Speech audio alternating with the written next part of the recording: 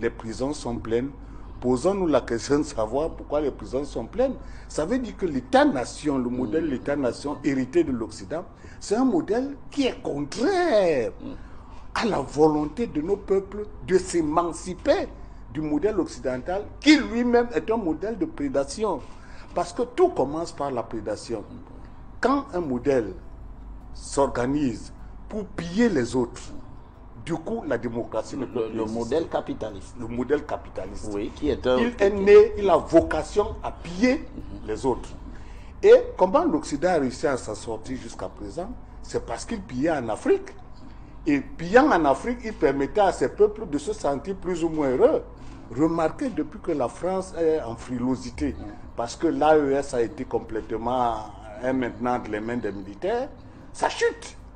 Ça veut dire que si depuis 5 siècles, l'Occident n'avait pas eu l'Afrique comme manne pour combler ses déficits, il y a très longtemps que le modèle occidental, on aurait vu qu'il est creux, il est poreux. Donc, vous nous dites, par exemple, vous dites que depuis 5 siècles, l'Occident n'avait pas eu cela. Cela voudrait dire que, par exemple, en faisant la traite négrière et autres, c'est ce qui a permis effectivement de faire prospérer cet Occident-là. Bien sûr, les États-Unis, la France, etc., se sont construits sur le sang des esclaves. S'ils n'avaient pas puisé dans la manne de l'Afrique, jamais ils ne se seraient relevés. Donc vous comprenez que leur modèle démocratique était un modèle de surface. Mais en réalité, ils pillaient l'Afrique pour faire considérer que leur modèle de démocratie est porteur de progrès. Or, ce progrès-là, c'était le sang des esclaves. C'est l'argent de l'Afrique, c'est l'or de l'Afrique, le diamant. Sinon, il n'y a rien dedans. Donner 20 ans à l'Occident sans Afrique, il est perdu. Ça veut dire que sa démocratie ne peut pas fonctionner. Parce que la démocratie n'est pas que les élections. La démocratie, c'est le bonheur du peuple. Ce n'est pas non plus seulement les partis politiques. Donc vous dites que lorsqu'on a introduit la notion de parti importé de toutes les manières, on peut le dire, de l'Occident, l'introduire en Afrique dès les indépendances, c'était perdu. C'était perdu. Oui. Parce qu'en Afrique, le premier parti politique, c'est l'ethnie. C'est la tribu. Contrairement à ce qu'on pourrait croire, c'est la tribu qui est le modèle de fonctionnement de l'État depuis des millénaires. D'où nous vient-il que nous ayons le sentiment aujourd'hui que c'est dépassé? Ça ne peut pas être dépassé, c'est de l'ordre de la nature. Et non seulement c'est de l'ordre de la nature, si l'Égypte pharaonique a été première puissance du monde, avec 42 tribus, 42 noms, si le Mali du Moyen-Âge a été première puissance du monde au XIIIe, XIVe siècle, avec 14 tribus, ça veut dire que rien n'empêche que la tribu soit le modèle par essence de la science politique. Pourquoi? Parce qu'en Afrique, c'est la palabre qui est maîtresse de l'histoire. Dans tous nos villages, tout le monde connaît le droit. Dès qu'on s'assoit, on dit « tu as fait ça, voilà le problème ». Vous voyez que tout le monde a droit à la parole et tout le monde dit ce qu'il pense. Ça veut dire que le droit a quand même une anse commune. Tout le monde n'est pas là à l'école. On n'a pas 1000 articles. Mais tous les vieux du village résolvent les problèmes de droit. Et tous les villages se portent bien. Ça veut dire que nous nous sommes trompés sur l'essence du droit. Parlons de l'essence du droit. Oui. Qu'est-ce que le droit? Attention, le droit, c'est pas ce que l'Occident nous prépare là. Parce que l'Occident, lui, son modèle de l'état de droit est fondé sur le prince qui organise avec ses députés des lois. Le législateur. Oui. Donc le droit découle de la pensée du législateur. Et de la pensée de ceux qui sont riches. Oui, oui. Et oui, la bourgeoisie, la noblesse. Et ses privilèges. Et donc, cette bourgeoisie s'organise pour confisquer les moyens par lesquels le peuple profond peut s'en sortir. Et du coup, dès que le peuple veut marcher, la police, la violence, les prisons. Alors que dans l'Afrique ancestrale, tout le monde s'asseyait pour résoudre le problème. On dit, il y a eu tel problème là, allez, tout le monde y va. On dit, telle chose est en train de se passer ailleurs, chacun a l'idée de ce qui va se passer ailleurs. Pourquoi? Parce que nos tribus fonctionnaient de la manière suivante. Le clan était un petit État. Après le clan, vous aviez la tribu, qui est aussi un plus grand État. Après la tribu, vous aviez le royaume constitué de tribus. C'est pour ça que vous entendez les 9 notables chez les Bamileke, les 7 notables, parce qu'ils sont représentatifs de chacune des tribus ou chacun des clans. Et ensuite, vous avez l'Empire qui prend acte de toutes les nations qui existent, parce qu'il y avait un statut juridique des ethnies et des terroirs. C'est-à-dire, on ne pouvait pas prendre le terrain ailleurs alors que ça ne vous appartient pas.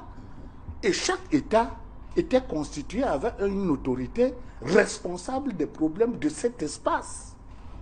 Et du coup, l'État plurinational, si on peut dire, l'État fédéral, n'avait plus de problème.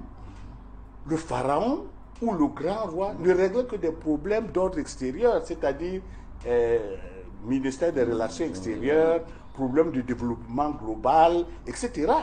Mais nos pharaons n'avaient plus de problème parce que la structure initiatique ne permettait pas que quelqu'un vole. Si vous mettez aujourd'hui à l'Assemblée nationale une chambre, une confrérie, une chambre des rois ou des confréries, vous verrez que personne ne touchera à 5 francs. Pourquoi est-ce que l'Afrique prétend s'organiser en oubliant ce qu'elle est? Regardez tous les débats à la télévision.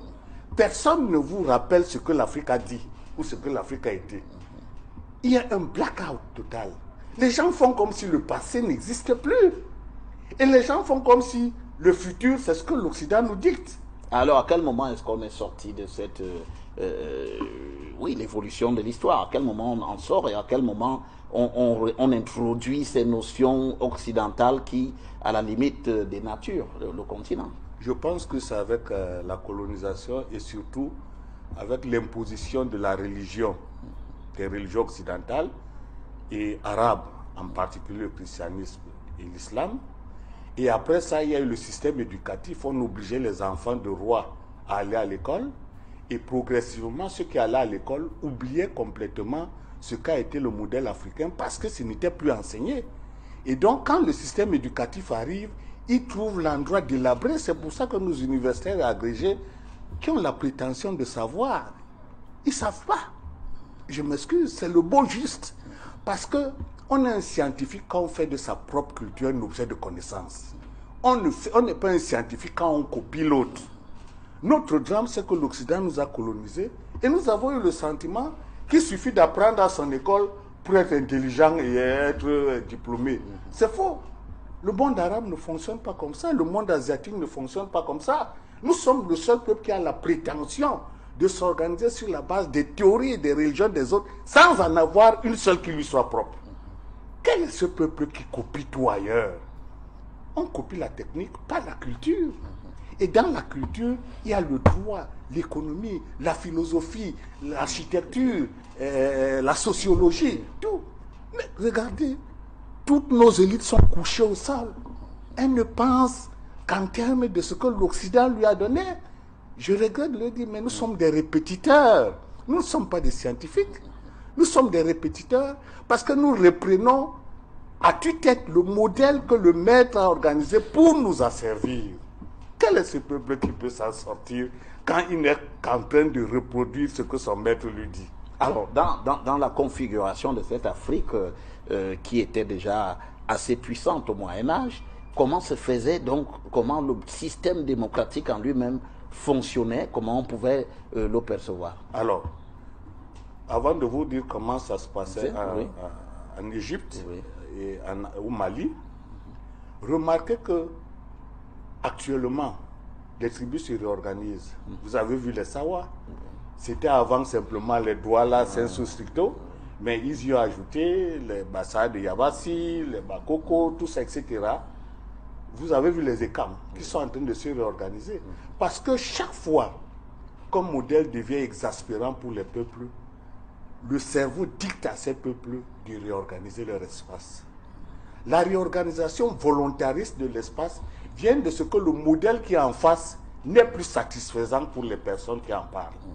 Et brusquement, nous nous rendons compte que les Sawa estiment maintenant qu'ils peuvent avoir un espace à eux. Mais c'est comme ça qu'on fait la démocratie. C'est-à-dire que dans l'Égypte pharaonique, il y avait 42 noms. Toutes les tribus qui se réclamaient être des tribus étaient représentées par leur propre chef et leur propre roi.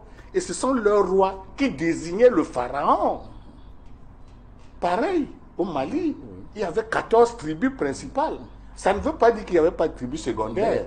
Mais les tribus secondaires, en général, s'alignent sur les tribus principales lorsque les enjeux sont politiques. Parce que le fait d'être petit en groupe oblige les petits en groupe de se mettre avec les grands en groupe du point de vue affinitaire et parental.